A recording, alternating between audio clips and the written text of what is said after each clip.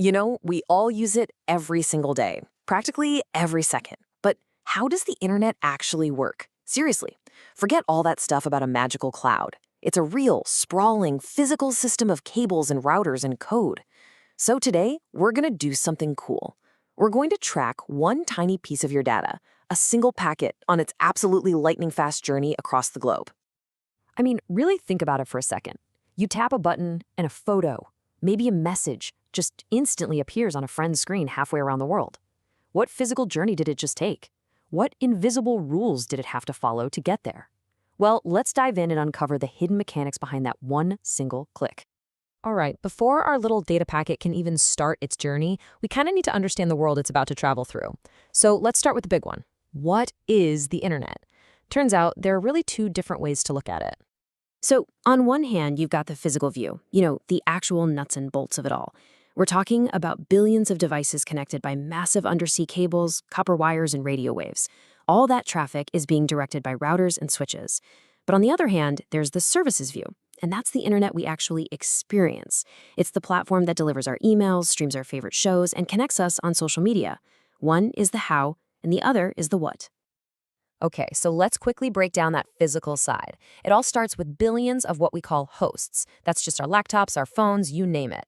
They're all connected by communication links, things like fiber optic cables or just plain old radio signals. Now, the traffic is directed by packet switches. Think of them as the traffic cops of the internet.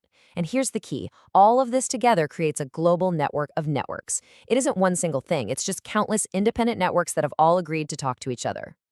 So our packet's journey begins at what's called the network edge, which is really just a fancy term for right where we are with our devices.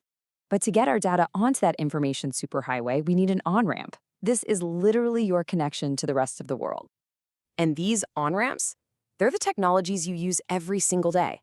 At home, it might be an old-school DSL line, a cable connection, or maybe some super fast fiber optics. The second you leave your house, though, you're probably switching over to Wi-Fi or a cellular network like 4G or 5G. The thing to remember is each one is just a different gateway to the exact same global internet. Okay, think about this. With billions of devices, all made by thousands of different companies, all trying to talk to each other, how do we avoid complete and utter chaos? Well, they need a shared language. They need a set of rules for the road. And in the networking world, we call this a protocol. A protocol is basically the internet's grammar and its etiquette all rolled into one. It defines everything: how to say hello, how to ask for a file, and what to do if a message gets messed up along the way.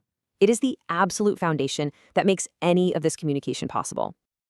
Now this slide, this really gets to the heart of it. It compares a network protocol to a simple human conversation. So on the left, you see a normal exchange. Hi. Got the time? 2 o'clock. Simple, right? Now look at the right. That's the network version. The two highs? That's a TCP connection request and response. Think of it as a digital handshake. TCP is one of the internet's main protocols, and it makes sure data gets there reliably. Got the time? Is a GET request for a web page. And 2 o'clock? That's the actual file being sent back. It's a brilliant way to see that network communication is just a very, very fast and very structured conversation. So our data has its on-ramp, and it knows the rules of the road. Now it enters the network core. And this is not some neat, straight highway. Oh no, it's a massively complex mesh of interconnected routers. It's a global maze that our data now has to navigate. And right here, this is one of the most brilliant and honestly counterintuitive ideas behind the entire internet. That photo or that email you just sent, it doesn't travel as one big file. The network immediately, and I mean immediately, breaks it up into tiny little pieces for its journey. This whole process is called packet switching, and the best way to think about it is like this. Instead of mailing a 500-page novel in one giant, heavy box, you tear out every single page, you put each page on its own postcard, you address it, and you number it. Then you mail every single postcard individually. They might all take different routes to get there, but they're all reassembled in the correct order at the destination. That is how the internet works. It's incredibly efficient and surprisingly tough. But of course, the journey isn't always smooth, is it? We've all stared at that buffering video or worried about whether our data is secure. These issues aren't bugs. They're actually an inherent part of the internet's design, and they affect both its performance and its safety. So why does your connection sometimes just grind to a halt? Well, a major culprit is something called packet loss. Remember those routers directing traffic? They have these small waiting areas. They're called buffers. When traffic gets too heavy, just think rush hour on the freeway, those buffers fill up. Any new packet that shows up just gets dropped. It's lost. Your device then has to realize a piece is missing and send it all over again. And that's what causes that frustrating delay we all know and hate as lag. And what about security? This quote right here gets to the very heart of the problem. The internet was built by a really small group of researchers who all knew each other and, more importantly, trusted each other. Security just wasn't a top concern. This foundational philosophy of openness and trust is the very reason it's so vulnerable today, and it's why we're constantly playing catch-up with security threats. And that trusting nature leads to some very real threats. Packet sniffing is basically like someone eavesdropping on your digital conversation. They could be stealing your passwords or your financial info. IP spoofing is when a bad actor fakes their digital identity. It's like sending a malicious package with a fake return address, which makes it incredibly difficult to trace an attack. And a denial of service attack, that's the digital version of creating a massive traffic jam just to shut down a website by flooding it with junk traffic, making it totally inaccessible. Okay, we followed our packet all the way through the maze. Now let's just zoom out for a second and really appreciate the incredible scale and the history of this hidden world that powers basically our entire modern lives. I mean, the pace of change has just been staggering.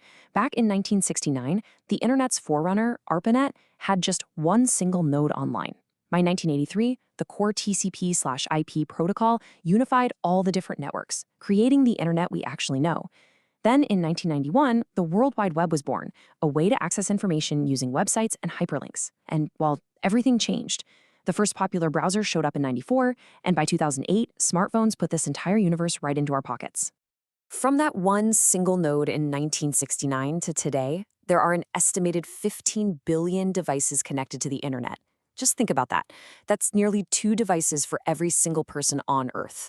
All of them constantly sending and receiving packets, 24 hours a day. So from a simple digital postcard to a global nervous system in just a few decades, it's incredible. The journey of a single packet is really a story of human ingenuity. And with 15 billion devices online and more coming every day, the real question is, what's next for the network that connects us all?